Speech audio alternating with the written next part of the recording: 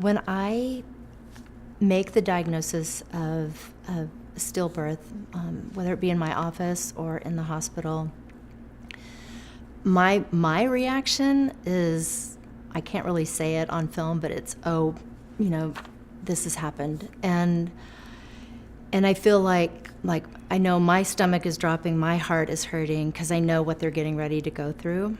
And I try not to pause too long. I try to really make sure that I've got the diagnosis and it's right.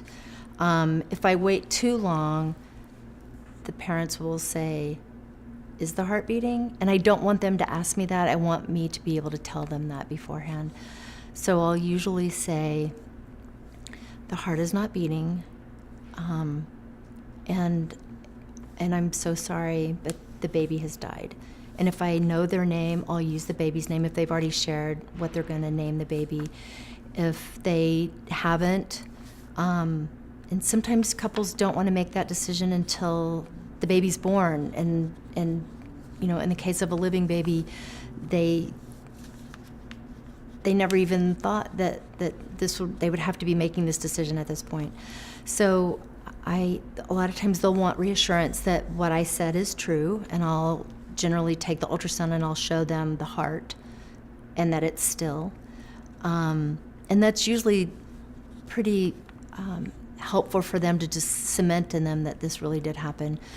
I will then pretty much turn the machine away or put it away, and then tell them this is not something that we have to make decisions about right this moment, but there are going to be a cascade of things that happen in your life over the next few days.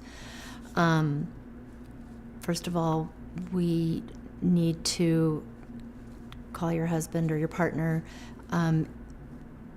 if they're not in the room, because oftentimes the pregnant person comes in without their partner, and it's terrible. And then I always have to make sure that they're safe to drive, because eventually they're going to leave. Or does their partner need to come and get them? Or how are we going to handle that?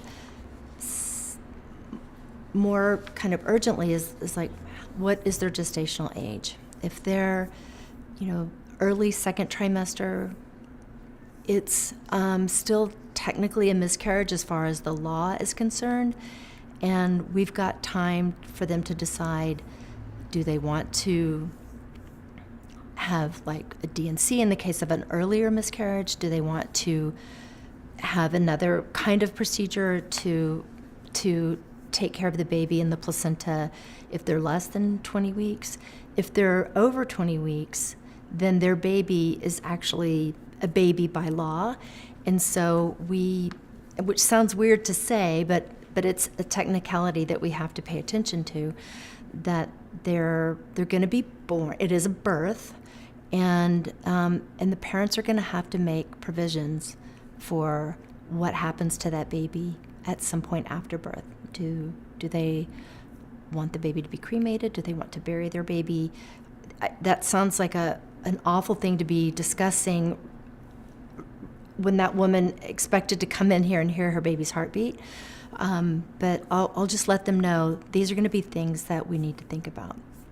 In between that thought and where we are right now is, how are we going to deliver?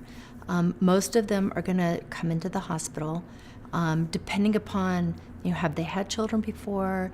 Is it later, third trimester, and they've already had some cervical change? It may be we're going to admit you tomorrow, or the next day, whenever you feel okay with that, and we're going to do a regular induction of labor, or this may take a couple of days of preparing your cervix with different kinds of procedures, and then do an induction or give you medication to make you start contracting, and you will have a birth.